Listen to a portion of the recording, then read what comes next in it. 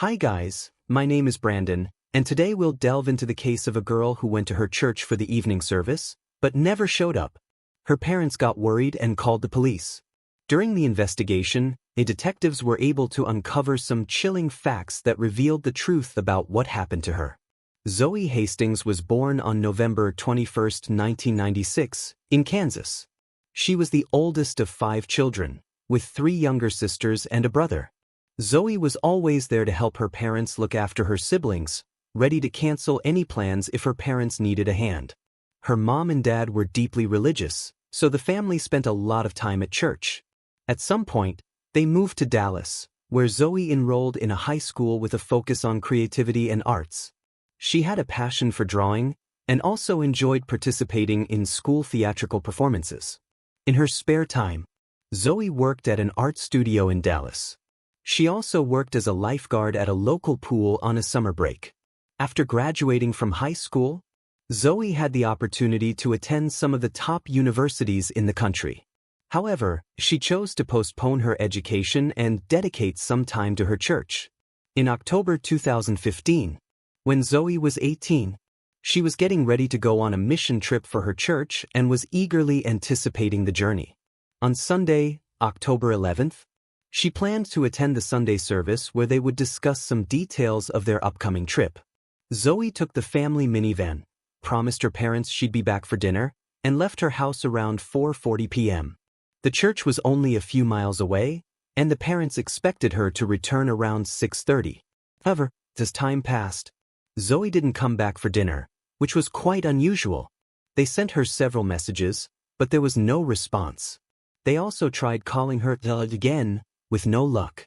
After some time, they started calling her friends and family members, thinking Zoe might have visited someone after the service, but none of them had seen her that evening. Finally, her parents decided to call the church, and here they encountered a rather unexpected turn of events. Zoe never showed up there. The parents became even more worried and decided to contact the police. Such behavior was extremely unusual for their daughter. She always told them where she was going and never disappeared without any explanation. They called 911, but for some reason, the officers didn't come to their house to take a missing person report. So, the parents drove to the police station themselves, filed a report, and began searching for their daughter. They retraced the entire route from home to the church several times, but couldn't find any trace of Zoe. This went on almost all night, and as morning approached, her mother suddenly had an idea. She recalled that her daughter had an iPhone tracking app, which gave them access to her location. They discovered that her phone was just a few hundred yards from the church, near a small creek across the road from it. The parents immediately went to that spot. To their horror, they saw a lot of police cars as well as an ambulance and emergency services. Approaching one of the officers, they explained they were searching for their daughter, and the officer informed them that there had been a car accident. A few hours ago, the police received a call from a person who was walking his dog. At one point, a man approached him, said that there had been a car accident near the creek, and a woman was injured.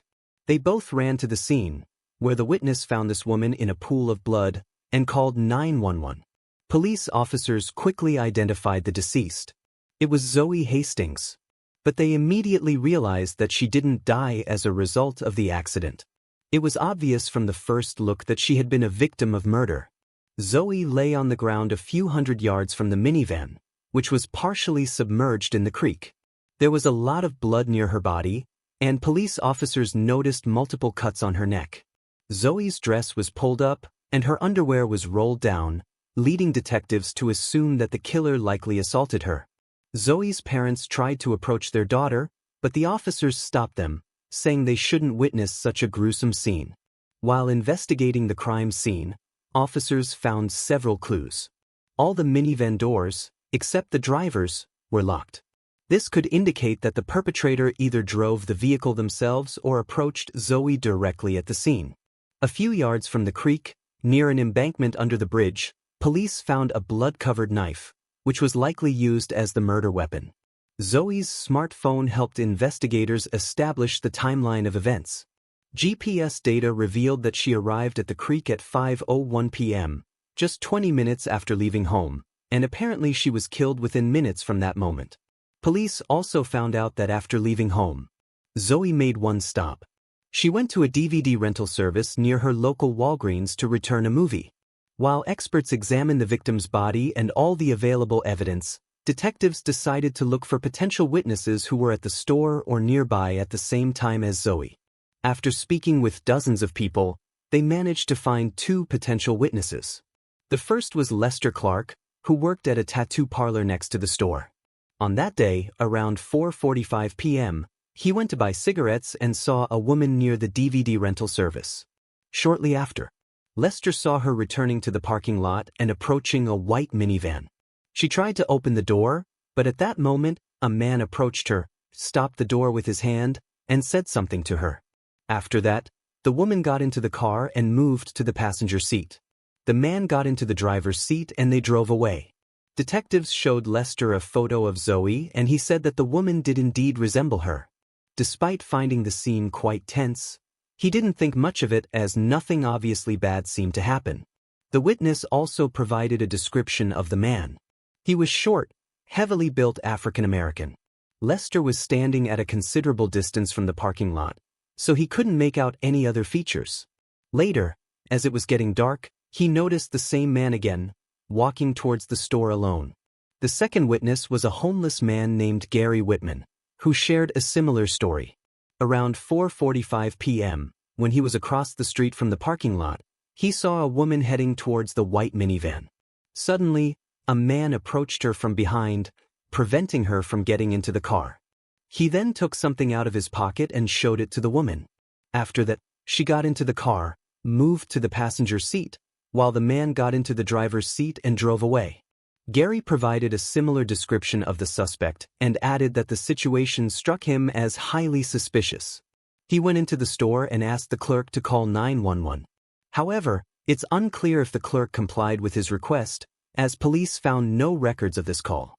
While investigators interviewed witnesses, experts made several discoveries. The forensic pathologist examined the victim's body and found traces of male semen, but the amount was so small that conducting a full DNA analysis was simply impossible. This only confirmed that the perpetrator had sexually assaulted the victim before the murder. Investigators also examined the victim's car and couldn't find any foreign fingerprints on either the doors or the steering wheel. Based on witness statements, the suspect could have driven Zoe away from the store parking lot in her minivan, which caught the detectives off guard. However, they didn't rule out the possibility that the killer may have simply wiped down the steering wheel and door handle after the murder. Several hairs were also found on Zoe's body, but experts couldn't extract a full DNA sample from them as they were too small. But when they examined the knife found near the crime scene, they finally had a breakthrough. A DNA sample was discovered on it, which was immediately uploaded to the FBI database, and police got a match. The sample belonged to 34-year-old Antonio Cochran. The man had a lengthy criminal history dating back to his teenage years. He had been arrested for thefts, assaults, home invasions, and was also suspected of numerous other crimes. The year before these events, in 2014, a 17-year-old daughter of his girlfriend accused Antonio of sexual assault.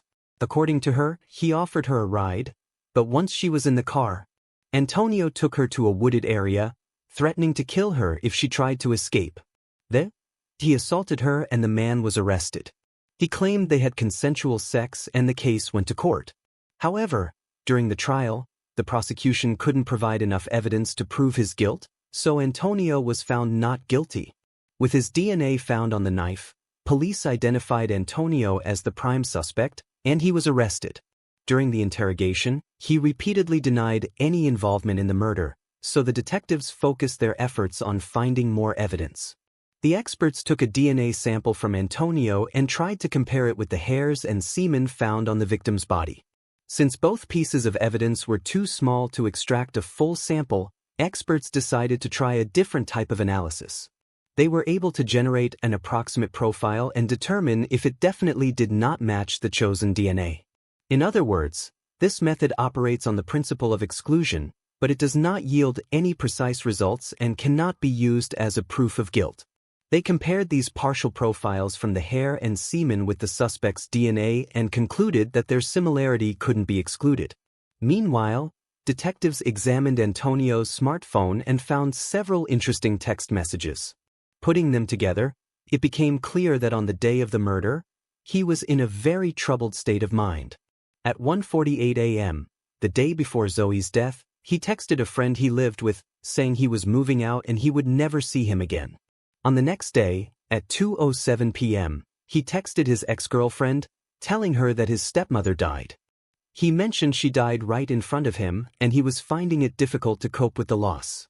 Over the next hour, Antonio texted another woman twice, stating he had been drinking all night, driving around the city, and crying. These were his final messages before Zoe's death.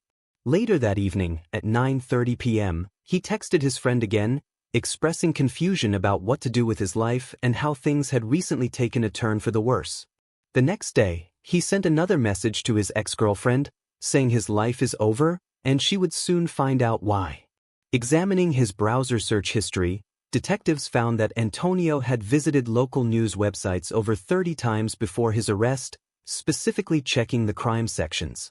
5 of those visits were directly related to articles about Zoe's murder. They also noticed that, prior to her death, he hardly ever visited news sites. Police only found one page in his history related to gang activity. Antonio's smartphone gave the detectives another lead. Experts obtained GPS data from his cell phone provider and discovered that at 4:34 p.m., his phone connected to a tower covering the area where the store was located. This coincided with the time Zoe was there, but this data wasn't considered strong evidence. It only indicated that his phone was within a few miles of the tower. Nevertheless, it suggested that Antonio arrived in the area just minutes before Zoe left the parking lot. His home was quite far, and throughout the day, his phone had been connected to a different nearby tower. Detectives also learned that Antonio had started a new job at a grocery store just 3 days before the incident. On Monday, the day after the murder, he didn't show up for his shift without giving any explanation. Despite the extensive list of circumstantial evidence against Antonio, the only strong evidence remained the suspect's DNA on the handle of the knife. However, this could have posed a problem as such evidence alone is often insufficient for a conviction, because merely holding a knife doesn't prove the act of murder. For instance, he could have used the knife under different circumstances, and someone else might have used it to commit the crime. But detectives couldn't find any other evidence, so they decided to proceed with the case and take it to court. The prosecution presented its version of what happened on that day. When Zoe returned to the parking lot to her car, Antonio approached her, pulled out a knife from his pocket, and threatened her to get in the car. He then took the driver's seat himself and drove away. Based on messages sent by the suspect before the murder, he was in a distressed emotional state due to the death of a relative and had consumed a significant amount of alcohol. According to the investigator's version, he decided to abduct the victim with the intention of assaulting her. He chose Zoe randomly because she happened to be in the parking lot at that moment, and Antonio simply saw an opportunity to commit the crime. The man drove her to a nearby creek nestled in a low-lying area surrounded by trees, making it difficult to see it from any direction. Then, he forced the victim out of the car, assaulted her, and inflicted 6 stab wounds to her neck area. He then got back into the car and attempted to drive it into the creek, possibly to conceal any remaining evidence in the vehicle. However, the car only partially submerged in the water, so Antonio could have wiped the steering wheel and door handle clean of his fingerprints and fled the scene. According to the testimony of the first witness, he saw a similar-looking man returning to the store's parking lot on foot that evening. The defense argued that the majority of the evidence could hardly be considered even circumstantial. For instance, the partial analysis of hair and semen only indicated that Antonio couldn't be excluded as the source of these samples, but didn't conclusively prove his involvement. Regarding the DNA on the knife, the defense seized upon the fact that this evidence alone didn't establish the fact of the murder. According to their version, Antonio could have come into contact with the knife under different circumstances. Before working at the store, he had a job at a movie theater, where he sometimes had to collect various items left behind by visitors, including knives. But no evidence was found to support this version. Moreover, if someone else had taken the knife from the theater and used it to commit the murder, they would have had to somehow avoid erasing Antonio's DNA from the handle, which would have been quite a challenging task. The defense also attempted to challenge the credibility of the second witness, the homeless man, Gary. It turned out that he had an active arrest warrant on his name for violating the conditions of his parole. The defense tried to use this fact to exclude his testimony from the case files, but the prosecution objected. In their view, the fact that a person with an active arrest warrant voluntarily came into contact with the police indicated that he genuinely wanted to help. Gary himself stated that he was just trying to do the right thing, knowing that he would be arrested because of it. Antonio's lawyers also tried to convince the jury that at the time of Zoe's murder, their client was elsewhere helping a friend, but no substantial evidence supporting this version was presented. Initially, the prosecution sought the death penalty for Antonio, but during the trial, it became clear that with the available evidence, this would be highly problematic. Therefore, they abandoned these plans. After prolonged deliberation, the jurors eventually found Antonio guilty of murder. He was sentenced to life imprisonment with the possibility of parole after 30 years. Zoe's parents thanked the investigators and all the participants in the trial for achieving justice for their daughter. Her father also shared that from a young age, he had warned all his children about the dangers the world might pose to them. He had exerted all his efforts to protect them, but his eldest daughter was abducted just a few hundred yards from their home, and he couldn't do anything to prevent it. Alright guys, share your thoughts on the story in the comments section, and don't forget to hit the like button and subscribe. Thank you for watching.